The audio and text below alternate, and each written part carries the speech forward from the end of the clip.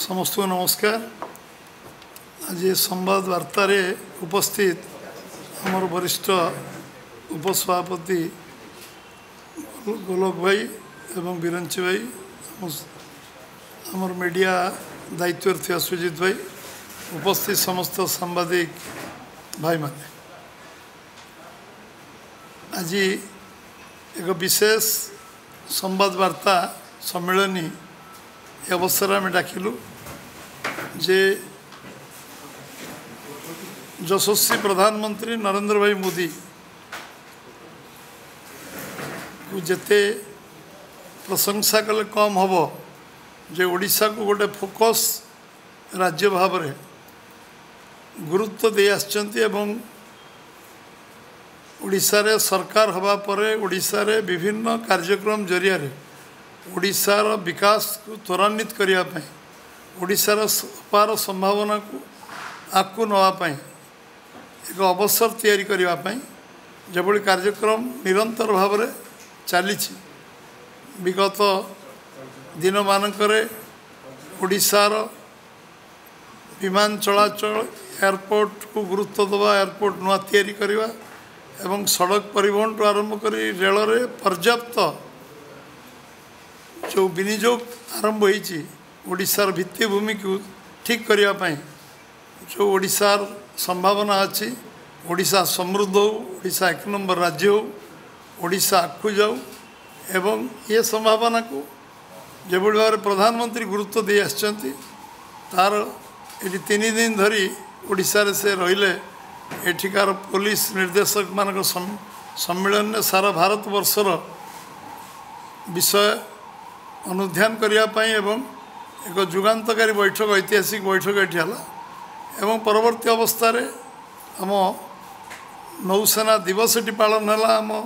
महामहिम राष्ट्रपति ओडिशा रे ये कार्यक्रम को उद्घाटन कले एवं जनवरी 8, 9, 10 प्रवासी भारतीय मानकर एटी जो सम्मेलन हम जो समावेश हम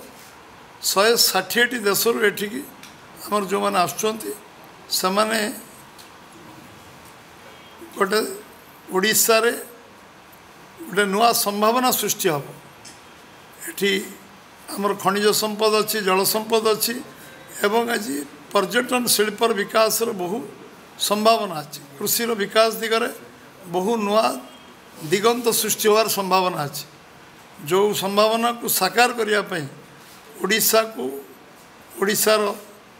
जनजीवन जो मैंने आज ओडिशा धनी ओडिशा लोक गरीब बोली जो स्लोगान था तो परिवर्तन करने आज प्रधानमंत्री जो प्रयास करचंती निश्चित भाव में ओडिशा प्रदेश भारतीय जनता पार्टी तरफ आम स्वागत करुँ जो 8, 9, 10 जो 160 देश आमर प्रवासी भारतीय मैंने आसवे तांको स्वागत संबर्धना भारतीय जनता पार्टी तरफ केवल करा पूरा ओडिशार जनमानस 4.5 कोटी ओडिया लोक तांको स्वागत संबर्धना करेंगे एवं जो जो जगह से माने 3 दिन सम्मेलन में विभिन्न आदान प्रदान हम केमती इंडस्ट्रियल फ्रेंडली हम ओडिशार शिल्पपाई विनियोग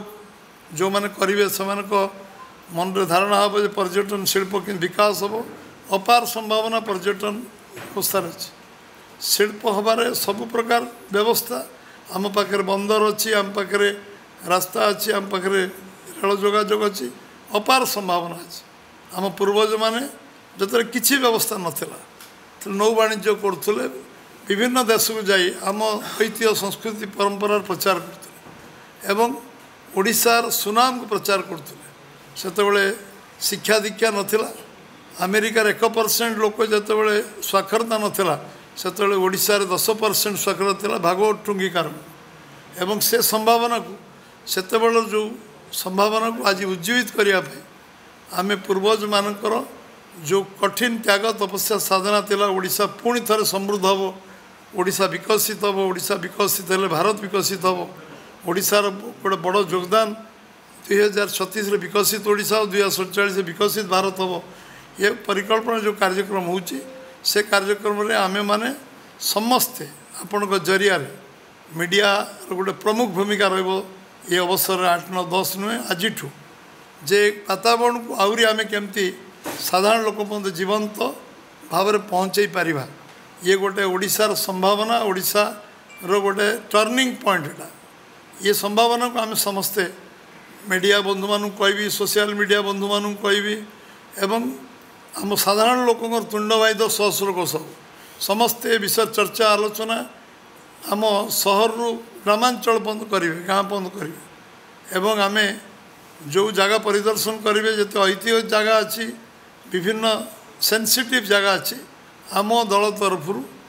साधारण लोकों सहयोग रे स्वच्छ भारत कार्यक्रम ये काली पहर दिन 2 दिन स्वच्छ भारत कार्यक्रम हो आज किस जगह रही से कार्यक्रम को आम त्वरान्वित करूँ ये गोटे आंदोलन में परिणत स्वच्छ भारत प्रधानमंत्री कार्यक्रम एवं समस्ते पदयात्रा करेंगे सबू जिला हेडक्वार्टर मानक पदयात्रा करेंगे ये प्रवासी भारतीय मानक स्वागत करने उद्देश्य पदयात्रा करेंगे एभली कार्यक्रम अच्छी प्रधानमंत्री को भव्य स्वागत संबर्धना आगामी 8 तारिख दिन संध्यारे भुवनेश्वर विमान बंदर दिज्व से भाईजाग आसवे पहुँचे तांको व्यापक स्वागत संबर्धना दिज्व एवं सबू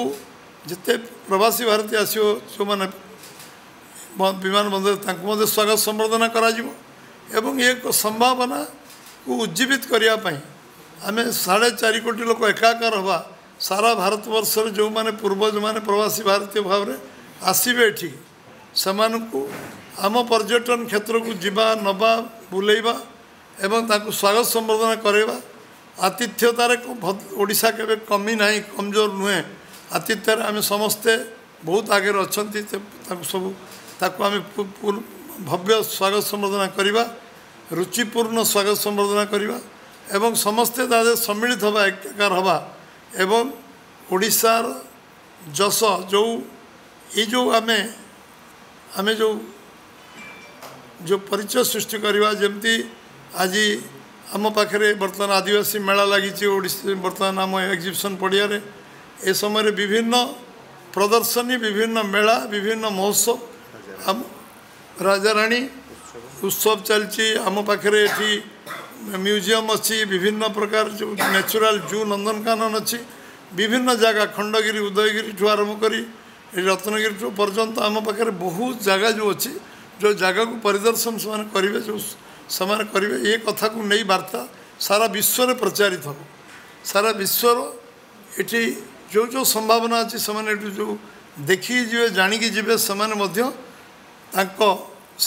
कथा को प्रचार प्रसार करेंगे ये व्यवस्था को त्वरान्वित करवा मु भावुची मीडियार गोटे बहुत बड़ योगदान सबू मु सारा ओडिशार जनसाधारण को आह्वान करी ये 3 दिन गोटे उत्सव मुखरित ओडिशा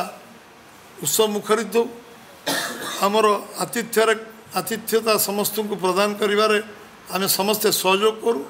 एवं ये कार्यक्रम महामहिम राष्ट्रपति 10 तारिख आसुच्चंती